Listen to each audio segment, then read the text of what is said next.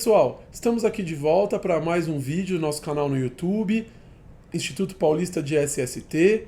Não se esqueçam, acessem lá o canal, se inscrevam e aperte aquele sininho que tem lá no YouTube para que vocês possam receber as notificações quando a gente publicar os novos vídeos. Então eu estou aqui mais uma vez com o meu pai, João Batista Optis Júnior, e nós vamos hoje tratar do tema nexo técnico epidemiológico. Então a gente vai conversar um pouquinho, como a gente já disse, o objetivo aqui é a gente ser bem um canal descontraído, a gente conversar sobre esse tema de uma forma bem clara para que vocês entendam as questões relativas ao nexo técnico epidemiológico. Olá pessoal, como o Neto já disse, nosso segundo vídeo, e esse vídeo já atendendo a solicitação de vocês com temas sugeridos, o que nós aproveitamos para dizer que voltem a sugerir vídeos, voltem a sugerir temas para que a gente possa atender a expectativa de vocês no nosso canal. Hoje, como o Neto disse, nós vamos falar sobre nexo técnico previdenciário, especificamente o nexo técnico epidemiológico. Só para lembrar que nexo técnico previdenciário se divide em três modalidades: o nexo técnico profissional, o nexo técnico individual e o que nós vamos abordar hoje, que é o nexo técnico epidemiológico. Neto, vamos começar. O que é o nexo técnico epidemiológico? Então, o nexo técnico epidemiológico é uma das, vamos dizer assim, uma das formas do INSS estabelecer a relação entre a doença e o trabalho, e para isso é considerado o CNAE da empresa, né? Então, o Código Nacional de Atividade Econômica e o CID da doença. Essa forma do INSS estabelecer essa relação causal está prevista lá no artigo 21A da Lei 8213/91. Então ele diz o seguinte, que haverá um cruzamento de CNAE com o CID através de uma lista, que é a lista C, prevista lá no Decreto 3048 de 99, e aí você vai verificar qual que é a ideia. Algumas doenças que têm uma prevalência maior em determinados ramos de atividade econômica, eu vou estabelecer essa relação causal. Então eu vou dizer que, como aquela doença acontece mais naquele tipo de trabalho, o trabalho é a causa daquela doença do ponto de vista epidemiológico. O que só isso, por si, já é suficiente para a gente entender que já existe, de uma certa forma, um viés muito grande, que é o viés estatístico. Ou seja, todo o nexo se baseia exclusivamente no número de indivíduos dentro daquela atividade econômica, sem necessariamente individualizar as empresas, onde dentro de mesma atividade econômica existem empresas onde investem pesado em segurança do trabalho e outras que pouco se importam com isso. Isso é importante salientar porque isso traduz uma série de condições para aquelas empresas que investem e que necessariamente terão que ser reparadas via recursos e via contestações. As contestações são feitas de que forma, Neto? Então, na verdade, a gente pode contestar a conversão, né? Porque o que acontece? Quando o INSS ele caracteriza o nexo técnico epidemiológico, as empresas podem apresentar, então, essas contestações, que seriam, na verdade, um pedido para não aplicação do nexo técnico epidemiológico. Isso está previsto também na legislação, só que o que acontece? Houve, então, como o meu pai colocou, uma inversão do ônus da prova, né? Então, cabe à empresa provar que aquela situação não se caracterizou, não aconteceu. Até porque todo o nexo técnico epidemiológico ele se baseia, como já disse, em estatística. E as empresas acabam recebendo a punição de ser estabelecido o nexo, que acaba sendo uma punição por interferência direta em outras alíquotas que provavelmente nós vamos não discuti-las hoje, mas será motivo de discussão, que é o FAP, etc. Hoje, REHAT. Mas é importante que a gente saiba que essa possibilidade de contestação, de reconversão, existe. Agora, ela possui prazo e, principalmente, ela necessita de documental para que seja considerada pelo INSS. Ou seja, voltamos à estaca zero, né? O Estado impõe e cabe a nós provarmos o que fazemos, e não o Estado nos fiscalizar e dizer o que fazemos. Então, as formas de contestação desse nexo técnico epidemiológico são as mais variadas possíveis, né? A gente apresenta essa documentação no INSS pedindo a não aplicação. Por que eu digo que são as mais variadas possíveis? Porque vai depender do tipo de doença. Então, se eu estou tratando de uma doença ocupacional que dependa, por exemplo, de um limite de tolerância, de algum agente no ambiente de trabalho, eu vou ter que apresentar a documentação ambiental que comprove aquilo. Se eu estou tratando de uma lesão traumática, eu vou ter que apresentar documentos que comprovem que o acidente não ocorreu nas dependências da empresa. Então, o tipo de contestação, a forma de eu fazer essa contestação, ela pode variar a depender da caracterização por parte do INSS.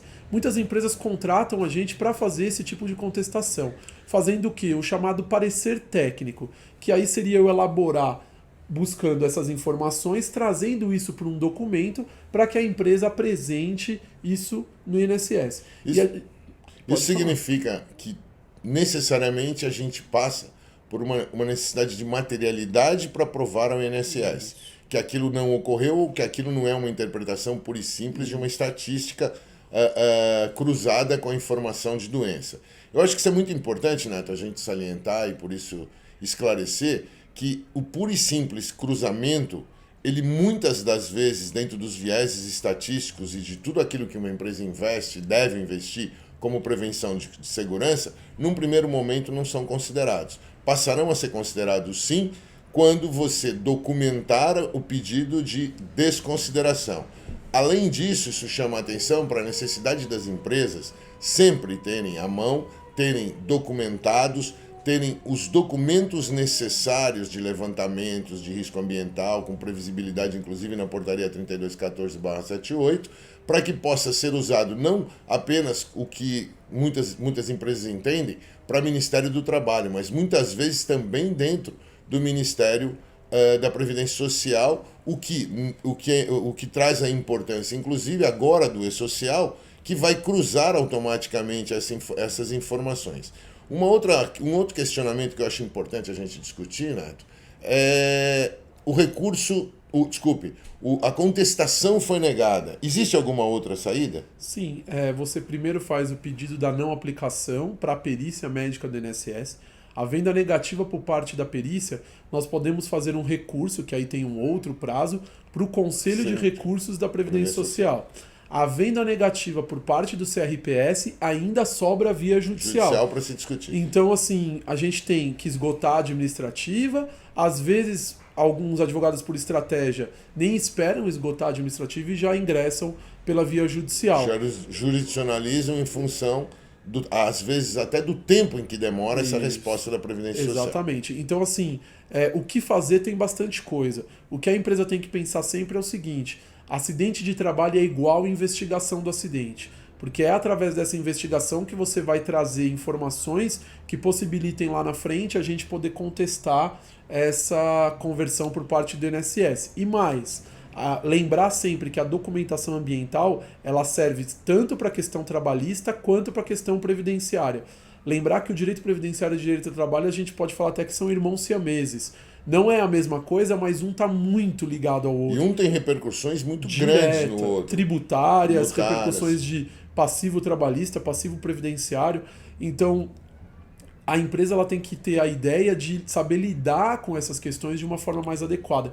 E a documentação ambiental ela ganha uma grande importância. Então, PPRA, PCMSO, laudo de análise ergonômica, uso de todos, LTCAT, tudo que tiver previsibilidade trabalhista e também previdenciária é muito importante para a gente poder estar fazendo essas contestações. E eu acho que é muito importante um tópico que o Neto tocou e que a gente percebe no dia a dia nas empresas, inclusive quando nós somos contratados para fazer esse tipo de serviço, que as empresas não se preocupam com documentação. E isso é fundamental, gente. PPRA não é para ficar em gaveta de RH, PPRA não é para ficar sem o andamento normal, sem a condição de modificação em cronograma, sem assinatura muitas vezes, que a gente encontra documentos que não houve nem assinatura de reconhecimento por parte da empresa daquele documento.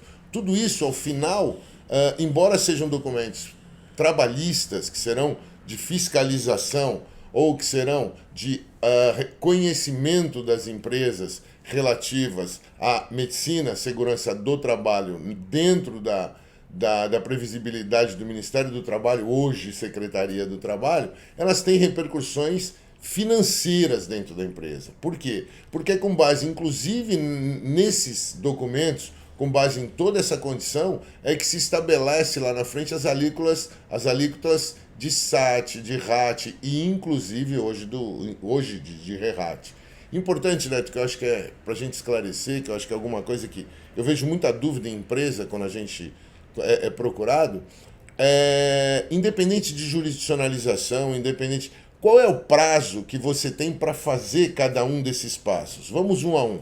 Qual é o primeiro passo quando se faz a primeira tentativa junto à Previdência Social, ainda na via administrativa, da contestação da perícia médica? Então, o prazo para contestação, para o pedido, né, que a gente fala, o pedido de não aplicação do nexo técnico-epidemiológico para a perícia médica do INSS, ele é de 15 dias a contar da movimentação do trabalhador na GFIP ou 15 dias a contar da data da ciência da empresa.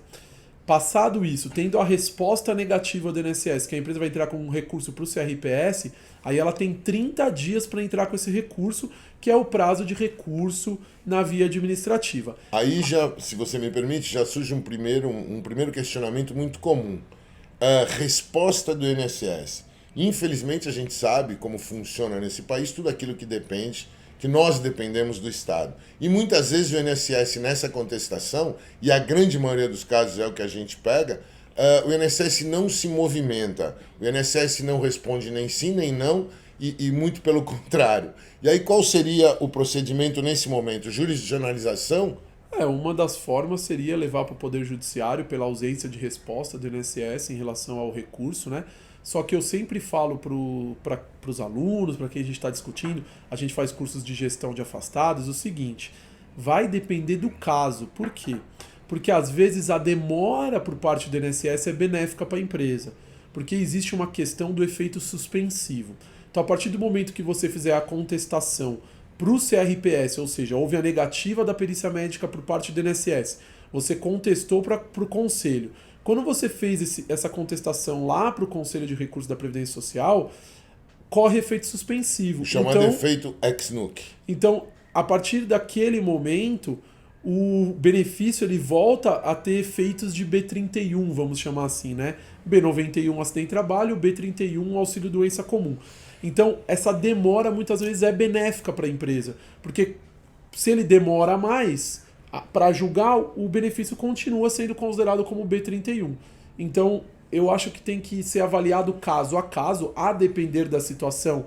Vale a pena você levar a questão para o Poder Judiciário ou, às vezes, essa ineficiência joga a favor da empresa, valendo a pena você ficar inerte aguardando a resposta. Mas a grande questão você tem que ter certeza que ele não foi julgado mesmo. Porque o que a gente observa muitas vezes são as empresas que contestam e perde esse processo. Ela não acompanha o processo administrativo e aí ela não sabe se realmente não houve resposta ou se houve. E aí você, às vezes, já teve uma decisão por parte do INSS e do Conselho de Recursos e você ainda está achando que aquilo não foi julgado. Pendente. Então isso é mais uma condição para a gente pensar na necessidade do documental. Ou seja, é mais um documento que deverá ser protocolizado e guardado. Agora, entendo eu a importância desse conteúdo documental em cada processo, acompanhamento de cada caso.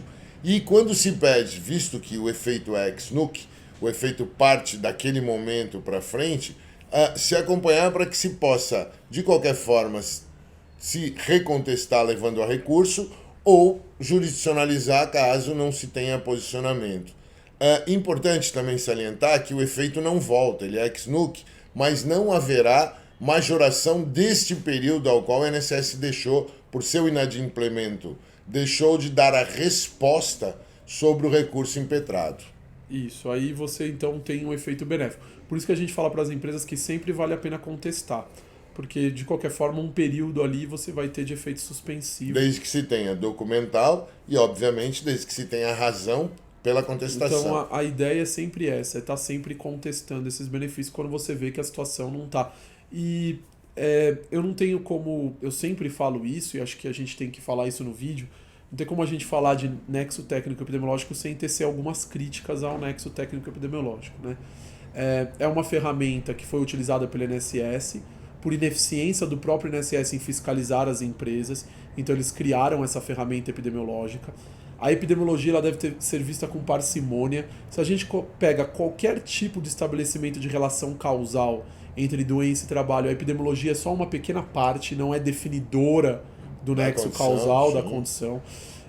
Até porque ela nivela por média, ela não nivela por não vê por caso individual. Isso. Exatamente. E além de tudo isso, né, ela trata todos os funcionários de um mesmo ramo de atividade econômica como submetidos ao mesmo risco ocupacional. Como se fosse o mesmo empregador, a mesma empresa e a mesma condição de trabalho. Né, eu acho que isso é o mais grave. Porque então você tem lá uma metalúrgica onde você está afirmando que o porteiro vinculado ao CNPJ daquela metalúrgica tem o mesmo risco ocupacional que o prensista. Ou que o indivíduo da galvanoplastia. A gente sabe que do ponto de vista da medicina do trabalho isso não é e da higiene ocupacional. Então, assim, a gente tem que fazer essas ponderações, essas críticas. Na verdade, houve uma transferência, né, de responsabilidade para terceiros. Então o INSS converte, cabe à empresa se quiser ir lá. O grande problema disso é que tem muita empresa que não sabe que tem que fazer essa contestação. Então ela nem sabe que o benefício é B91. Com isso, ela deixou de depositar fundo de garantia, ela não respeita a estabilidade do artigo 118, por desconhecimento de que o benefício era acidentário, porque quando ela fez o encaminhamento para o INSS, ela colocou como auxílio-doença comum. E aí a gente vê isso muito no Poder Judiciário, por quê? Ela vai lá, demite o funcionário, aí ele entra com a ação trabalhista cobrando o depósito do fundo de garantias que era devido, a questão da estabilidade prevista do artigo 118 de no mínimo 1 ano, tem convenção coletiva, que é acordo coletivo que tem período maior. Então a gente tem uma série de repercussões em razão disso e muitas empresas, por desconhecimento, acabam não tomando ciência e não tomando nenhuma ação. Eu sempre digo, a gente fala em cursos, né, de gestão, tanto eu quanto o Dr. João, a gente tem que agir. A empresa que é passiva, que ela só fica lá e ela não faz nada, é muito pior. Porque ao fazer isso, ela está submetida ao que acontecer. Ela às vezes nem sabe o que está acontecendo.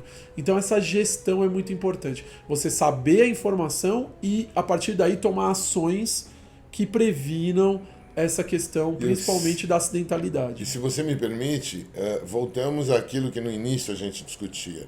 Que é assim, novamente, o inadimplemento, a incompetência do Estado, gerando prejuízo para ambas as partes. Sim. Gera prejuízo para o empregado, por quê? Porque ele muitas vezes cai nessa própria conversão, embora ele tenha repercussões de direitos trabalhistas, por a empresa desconhecer, acaba não depositando o fundo e depois isso vai para uma ação trabalhista, o que isso traz um período, um interregno de tempo muito maior para que isso aconteça, e para a empresa, porque de repente todo esse passivo, seja ele previdenciário ou trabalhista, ela não deu causa. E não se pode esquecer, além de tudo, que uma das obrigações previstas é a publicidade. Agora, o que a Previdência entende por publicidade? Pura e simplesmente o aviso ou a conversão que pode vir direto para o trabalhador. E a empresa, por estar com o contrato de trabalho suspenso, não fica nem tomando ciência disso. Isso quer dizer que as empresas precisam estar muito atentas à gestão, como disse o Neto, ao acompanhamento de cada indivíduo, mesmo que tenha ido para benefício B31, para que isso não se converta automaticamente, porque isso é autonomia da autarquia, e até pelos próprios princípios discricionários, uma delas é a legalidade, que só poderá ser revertida em juízo. Então, quando isso é convertido, há necessidade, e não foi feito contestação, isso vai se processar no momento em que isso volte, baixa esse contrato de trabalho, não sobra nenhuma alternativa administrativa para ser discutida, senão a jurisdicionalização, motivo pelo qual o INSS é o maior réu desse país. E o importante, então, uma dica prática para as empresas, né? Você tem um trabalhador que apresentou um atestado, você já sabe o CID. Quando você faz o encaminhamento para o INSS, você sabe qual é a doença que você está encaminhando ele. Então a empresa tem que ir lá naquela lista que eu falei, lá, lista C, verificar quais são os CIDs que tem nexo técnico epidemiológico com o meu CNAE. Se você está afastando um funcionário para o INSS e o seu KNAI bate com o CID que você está encaminhando, é um benefício que você vai ter que ficar mais atento ainda, porque é muito provável que haja aplicação do nexo técnico e não epidemiológico. se esqueça, nós estamos falando do KNAI principal, não se preocupe com os KNAIs secundários. Isso. É KNAI principal, aquele que define dentro da norma regulamentadora, inclusive o teu grau de risco. Então aí você verifica isso e aí você já fica de olho. Olha, se já tem o nexo técnico epidemiológico, eu já vi que tem o nexo técnico epidemiológico, é um benefício que eu vou acompanhar mais de perto. Contestar, acompanhar, esperar a conversão, isso. Porque haverá a conversão e nesse momento eu agir. Em algumas situações a gente tem feito até pareceres de contestação prévia, antes do benefício. Conversão. Então assim, foi marcada a perícia, antes da data da perícia a gente já apresenta um parecer mostrando para o INSS que aquela doença não tem relação com o trabalho. Na verdade, dando subsídios para que o perito do INSS possa avaliar aquele caso, considerando os riscos ocupacionais que a pessoa efetivamente está exposta. Então a gente também tem feito isso, e isso também é uma saída para as empresas, uma forma de atuação, porque a gente trata com prevenção. A grande questão é essa. Aqui, ninguém está pregando de tirar direito dos trabalhos. Não é isso, de forma alguma. Se sofreu acidente de trabalho, o benefício tem que ser B91.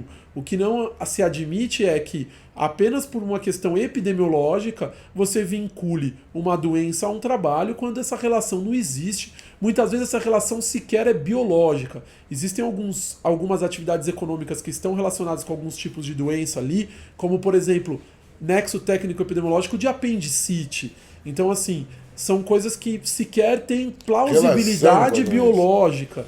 Então, essa ausência de plausibilidade biológica, você não tem nem o que falar sobre a questão do nexo técnico epidemiológico, é óbvio. Eu sempre digo que, para mim, o nexo técnico epidemiológico é ruim para a empresa e é ruim para o trabalhador. Porque a partir do momento que eu não trato cada caso individualmente, eu posso estar concedendo um benefício de forma indevida para quem não merece, vamos chamar assim, né? Para quem não tem direito, não vamos falar em merecimento, mas para quem não tem direito, e eu posso estar deixando de caracterizar doenças ocupacionais e acidente de trabalho quando eu deveria estar caracterizando. Então, entendemos que o nexo técnico epidemiológico ele não é bom para ninguém. É uma ferramenta que o INSS utiliza, está aí. O que a gente tem que aprender a fazer é saber lidar com ela da melhor forma possível, trazendo uma certa segurança jurídica para a empresa. Entendo eu que, como nós já repetimos exaustivamente, a única forma de se lidar com esta ferramenta, não tentando maleficiar nem empregador nem empregado, é fazendo gestão. E que tipo de gestão? A gestão não apenas do benefício, mas a gestão global dos afastados. Então é isso, pessoal. A gente falou aqui sobre nexo técnico epidemiológico. O nexo técnico epidemiológico ele tem uma série de implicações. Tem questão do FAP, alíquota do FAP. Tem algumas questões relativas às ações regressivas, né, que são ações movidas pelo INSS cobrando das empresas os benefícios pagos em razão de acidente de trabalho. Então a gente tem uma série de situações que podem repercutir para a empresa em razão do nexo técnico epidemiológico. Esse foi o nosso segundo vídeo. Nos próximos vídeos a gente vai discutir outros temas. Mandem aí as sugestões de temas. Esse tema foi a sugestão de um... eu não sei nem como é que fala, né? Não é telespectador, porque telespectador é na televisão. Um assinante do canal, vamos chamar assim. Então ele mandou pra gente com a sugestão do nexo técnico epidemiológico. A gente vai trazer convidados também em breve. Isso é importante. Muito em breve vamos sentar aqui com convidados para discutir cada um dos temas envolvendo tanto o Ministério do Trabalho quanto o Ministério da Previdência, ou seja, temas que são afins, temas que se repercutem ao direito do trabalho e ao direito previdenciário. E então acho que é isso. A gente vai estar encerrando por aqui. Mais uma vez, assinem o canal, compartilhem esse vídeo. Quanto mais gente visualizar, mais a gente difundir as informações, a gente tem um retorno melhor a longo prazo, né? As informações a gente tem que compartilhar, tem que democratizar as informações sobre essas questões. Então, assinem o canal, apertem o sininho aí no YouTube que fica embaixo do vídeo, né? Apertem esse sininho para que vocês sejam notificados quando a gente estiver publicando novos vídeos e a gente se vê por aí. Até o próximo vídeo. Mandem as sugestões, comentários e sigam as nossas redes sociais, tá certo? Um grande abraço e até mais. Até mais, pessoal. Estamos aqui no aguardo e expectativos pelos temas para que a gente possa tentar levar até vocês alguma coisa do nosso conhecimento. Um grande abraço a você.